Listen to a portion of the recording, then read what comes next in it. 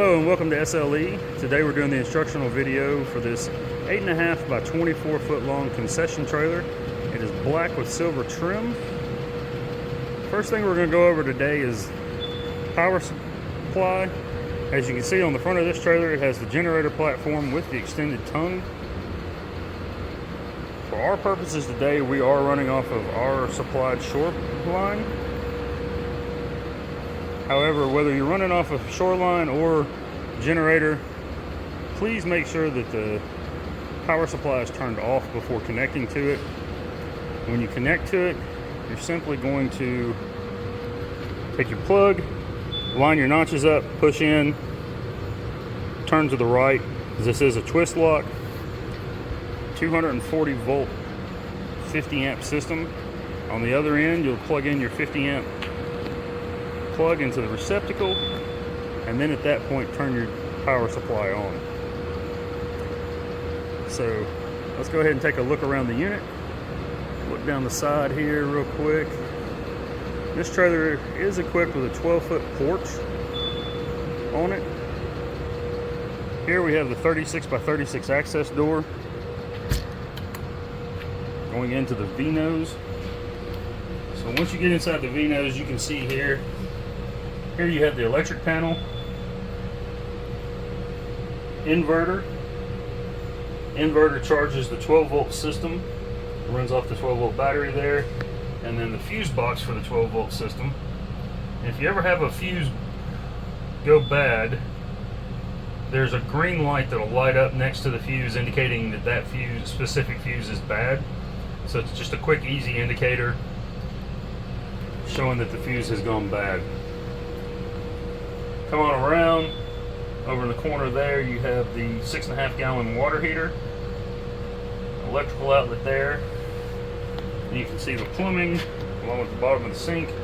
Here we have the 30 gallon freshwater tank. Over in the corner here, we have the water pump.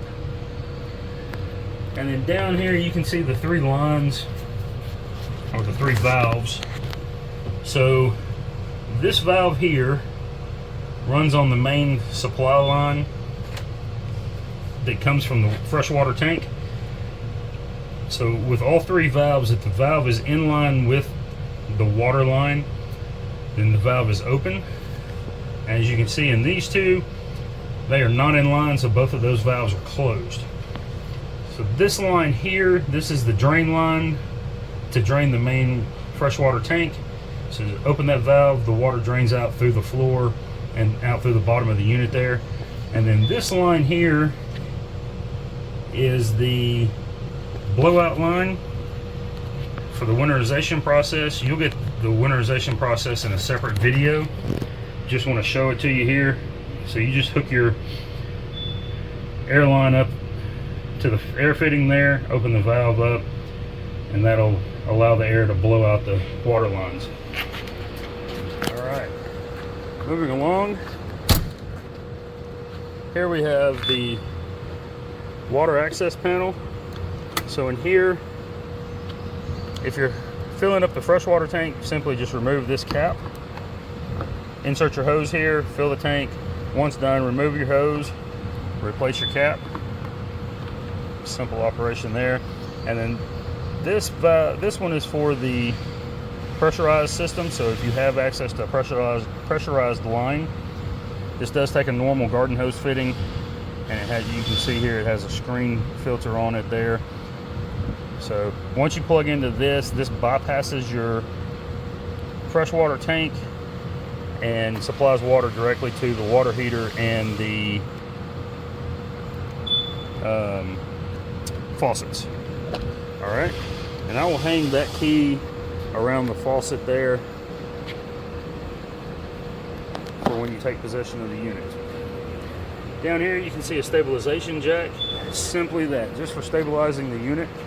There's one on each corner, and I'll show you those as we move on around the trailer, but just keep in mind the stabilization jacks are strictly for stabilizing the unit, keeping it from rocking side to side. Do not use them to level the unit, as you could damage the jack. They're not designed to support that kind of weight. So Leveling needs to be done using the jack on the front of the tongue and placing boards or whatever underneath the tires to do so. All right. Here we have the 6-foot concession window. It does have horizontal glass, or I'm sorry, vertical glass that slides horizontally. 2 pieces of glass and then the screen inside each window. And then down here, 6-foot flip-up counter, concession counter. Let me show you that flipped up. There you go. And then to lower this, simply come over, depress that latch. Well, I didn't get that one latched in all the way down here on this end. Sorry about that. There it is. All right, so to lower this, push one latch in, push the second latch in, lower down. Pretty simple operation there. All right, next up, down here at the bottom, you see the drain for the waste water tank.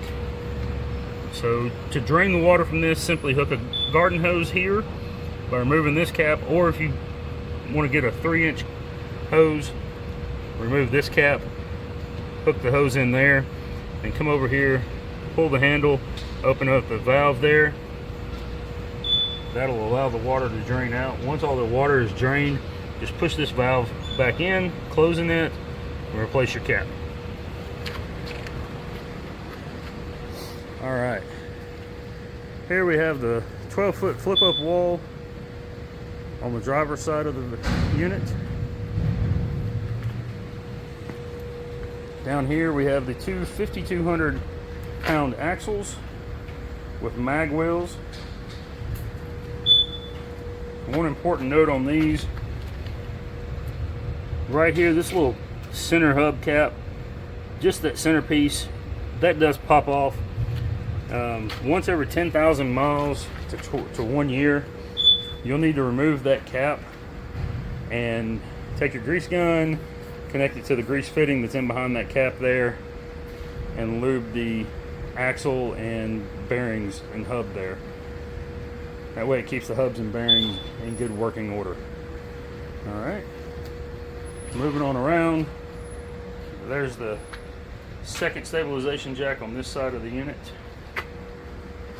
And then here is the door to access the porch on the driver's side, rear of the porch. It does have a step coming into it.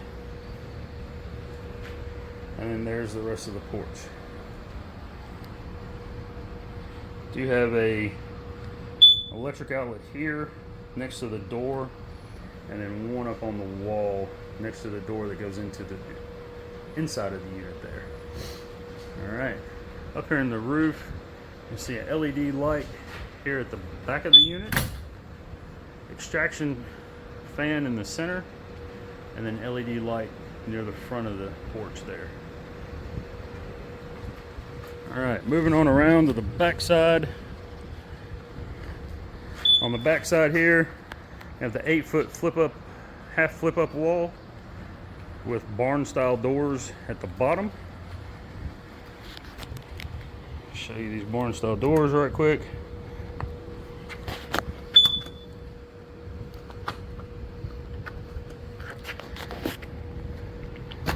There it goes. Had to get the right angle, I guess. Now on the back side of this door here, it does have the latch here. You just simply pull it up, open the door, and then pull it up and slot it into its hole to close it.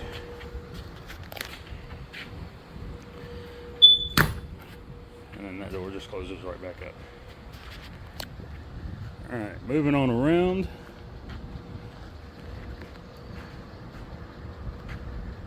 "12-foot flip-up wall, half flip-up wall on the side here.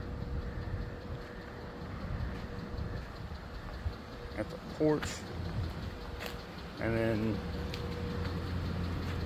mag wheels on the other side. Each wheel has a grease fitting in behind that cap So there are 4 grease points for the hubs and bearings there, one on each wheel as you're going around. Also right here behind the rear tire, stabilization jack on the passenger side at the rear. Here we have your standard 36-inch wide, 78-inch tall entry door with LED light above, and then 6-foot concession window with 6-foot flip-up counter. Same windows that slide horizontally inside that. LED light on both sides of the concession window. And then same function and operation here. Depress the latch. Depress this second latch. I lift it a little bit. There we go. If you lift a little bit when you depress the second latch, the first latch will re-engage. So there's that. And then coming around, 4th stabilization jack at the front passenger side of the unit. And then here we have the 2 propane cages with 100-pound propane tanks as part of the gas package on this unit. Regulators, hoses there connected. So let's talk about this gas package. So the gas on this unit is the most dangerous part of this unit.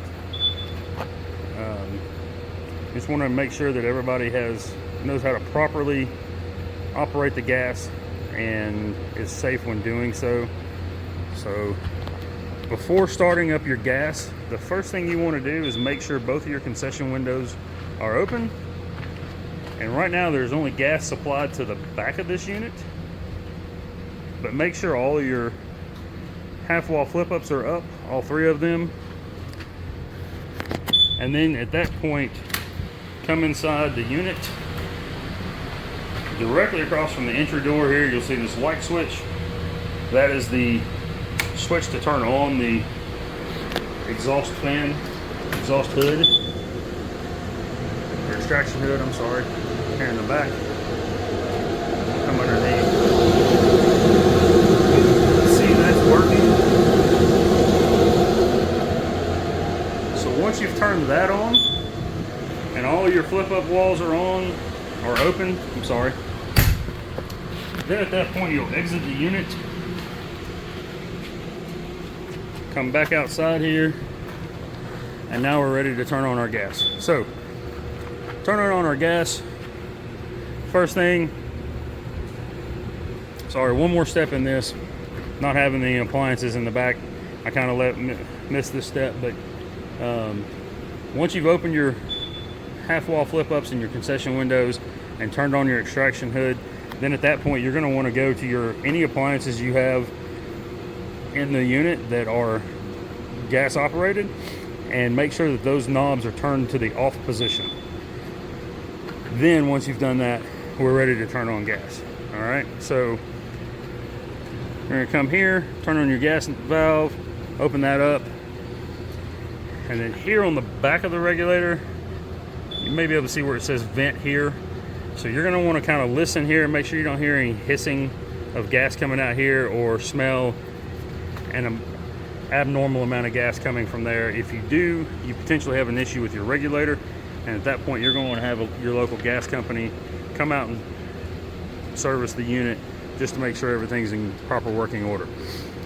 Once you've done that, if you don't hear any gas hissing or smell an abnormal amount of gas here, then at that point you're ready to move to the next step. The next step is opening this valve. As you can see, this valve is closed. It's not in line with the gas line. So you're going to flip this up, putting that in line. Once you do that, you'll hear an initial whoosh of gas come through here. That is all you should hear. If you hear gas continuously flowing through this line, at that point you will need to shut this off, turn off your gas valve on your tank, go back inside the unit, check your appliances, make sure that the knobs are turned off. If just double checking there, come back out, turn this back on, and listen to see if you hear that continuous flow of gas through this line. If you do still hear that, all your knobs are off, then at that point you need to shut everything off and contact your local gas company, have them come out and service the unit. You have a leak somewhere, you should not hear that continuous flow of gas. So one of the big reasons for this is, if you follow this gas line down here, you can see that this gas line runs underneath the unit and then up through the floor and the points that it needs to. Because of that, there is the potential that road debris, whether it be tires, just chunks of rubber, rock, wood, whatever could be laying on the road, could kick up off the road, striking that gas line and thus damaging it. So if you hear that continuous flow, please shut everything off, contact your local gas company, have them come out and service the unit. I'd rather be safe than sorry here. All right, but if everything checks out here, you've turned this valve on, opened it fully, right? Turn this valve up, that checks out, you don't hear the continuous flow of gas. Now you're ready to go back inside the unit and start the unit, or start up your gas appliances. Okay, we'll go in here. Sorry about that, Siri has a mind to run on my watch here. Alright, down here in the corner, this is the lone gas valve on this unit. As you can see, it's in the off position. Once your appliance has been installed in the unit and the gas line hooked up, you'll need to make sure that that valve is turned on before trying to operate your gas. Alright? So, next, for the gas that I have, we do have here on the porch a carbon monoxide gas alarm. So this alarm comes with the unit. As you can see, I have it just leaned up against the wall there with the cord running over and have it plugged in there. It has 2 screws that come with it. They're in the back side to mount that alarm on the wall. You can mount it here, you can mount it over here at this outlet. I just set it there for the time being so that I can show it out here. But it can be mounted on the wall at any point here, and then just run your plug over to the outlet there. Alright, so as you can see on it, it's flashing an LB and then a 0. It means it's not detecting any gas A, and then that LB means low battery. That's because I do not have the battery in the unit right now, so that it doesn't run the battery down when it's not plugged in to a power supply. Alright, we've gone over everything out here on the porch. Let's go inside the unit here. So, this is inside view of the 6-foot concession window on the driver's side. 18-inch by 72-inch long table with galvanized undershelf directly underneath the concession window there. On the passenger side, same setup, 18-inch by 72-inch work table there with an undershelf underneath the 6-foot concession window there. Up in the front, in the V-nose here, section here, we have the cabinets up top for additional storage. Go ahead and open those up. Just kind of give you a look inside there. Alright. And then the shelf here in the V-nose, outlet plug on the wall there, outlet plug on the wall there. And we'll check those here in just a moment. And then the 3-bay sink and the hand wash station there. Now these cabinets down below, they give you access to into the V-nose. As you can see here. So you can access the V-nose from there as well. Alright. This little switch here, this is your on-off switch for your water pump. So anytime you're going to be running the water through your faucets here, You'll need to turn that water pump switch on first, and then come over and turn the water pump on. And then we'll turn that side off. Check the hot water side here. And I'm gonna get a temperature gauge reading on this right quick. And we don't want Celsius.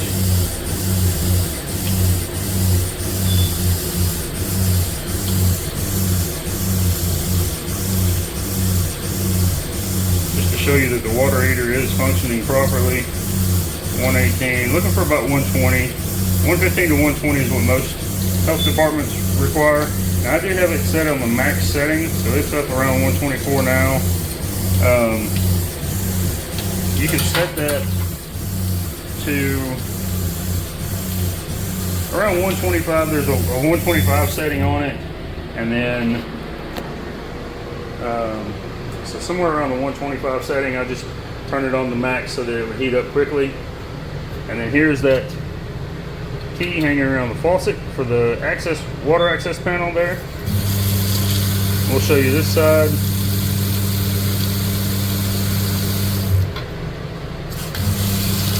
Hot, cold water there. All right. And then here on the counter, the manual for the Larkin exhaust hood. Extraction exhaust hood, the manual for the carbon monoxide alarm. Here's the battery for it, and then extra keys for the concession windows. Same key also unlocks the Vinos and the entry doors onto the unit there. All right, let's go around and check the plugs on this unit. 2 lights means it's working.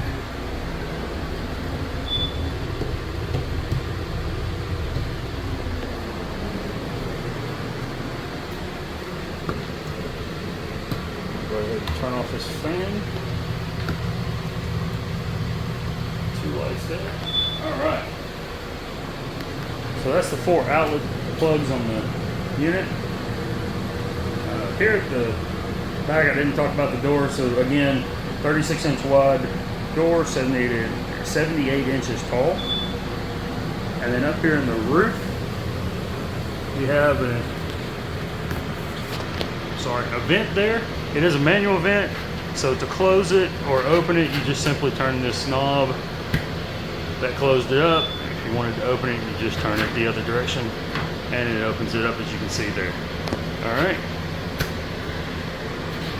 And then inside here, we have an LED light here in the front of it, or toward the back of the unit inside, and one toward the front. And then here's the heat and air conditioning unit. So this switch here is your off, high cool, low cool, high heat, low heat, and high fan, low fan switch. And this switch here is your temperature switch. So that you can set that for cold air, hot air, in between there. And then this little knob here and this knob here are directional knobs. So if you were to turn this one off, then it would prevent air from flowing out the front of the air conditioner. And it would only, if you left this one open, then it would come out the back. You can have both open, or you can have one open and one closed. It's just a directional, depending on how you want to set it there. So, all right.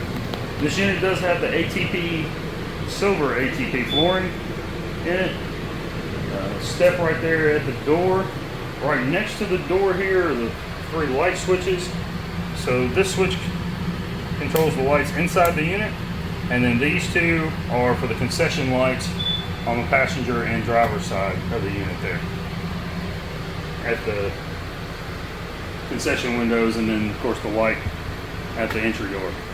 All right, over here on the door, this sticker here goes over just general safety and maintenance for the unit, startup procedures, shutdown procedures, and things to check before transit, such as checking the lug nuts, pressure on the tires, check your brake lights, turn lights, blinkers, that would be your turn lights, running lamps, things of that sort. So we've gone over everything that's on this unit. Next, let's go over shutdown procedures. So shutdown procedures are essentially going to be about the same as startup, just kind of in reverse, right? So with your gas appliances, first thing you want to do, turn them off. Once you've turned them off, you're going to go outside the unit, and we'll come back out here and just kind of walk through this right quick.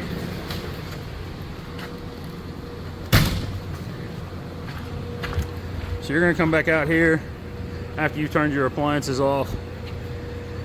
You're going to turn this valve to the off position, closed position, and then fully close this valve, right? Once you've done that, then you can come back inside the unit, turn your extraction hood off, and if desired, shut down your half wall flip ups here, okay? So with the water, what I recommend to everyone, a couple of things. So before turning on or plugging in your water heater, you want to come to your faucet, either one, well, both of them really. Turn on the hot water side and let that run until you get a good, steady, consistent flow of water like you see here. At that point, that is what signals you that your water heater is full. It has water all throughout this unit. The reason for that is if you don't fill that water heater before plugging it in, you can burn up the element in it. You don't really want to incur that extra cost to replace an element, or worst case, replace an entire water heater unit, when you can just simply turn the water on, wait for it to run where it has a good consistent flow of water. Especially after a winterization blowout, something along those lines. If you've blown it out for the winter, you come back in, when you turn that water on, it's going to spit and sputter until it gets all the air out of the line. So we just want to make sure that we turn the hot water side on, fill that water heater up, turn your cold water on, make sure you have a good consistent flow of water there as well, and then you're ready to go. At that point, then you can, with the hot water side, once you have that steady flow, plug in your water heater, set your temperature to whatever setting you want it at, and you're ready to work with it. What I do recommend to everyone is that when at the end of the day, when you're going through your shutdown procedures, go out and unplug that water heater. That way, when you get back in the unit, if for some reason you accidentally opened up the drain or whatever, that water heater is not empty, and before you plug it in, you come in, you run your water, you know that it's full before you plug that water heater in, so you avoid damaging it. All right. I believe that is all we have to go over today. Thank you for choosing SLE. Have a great day.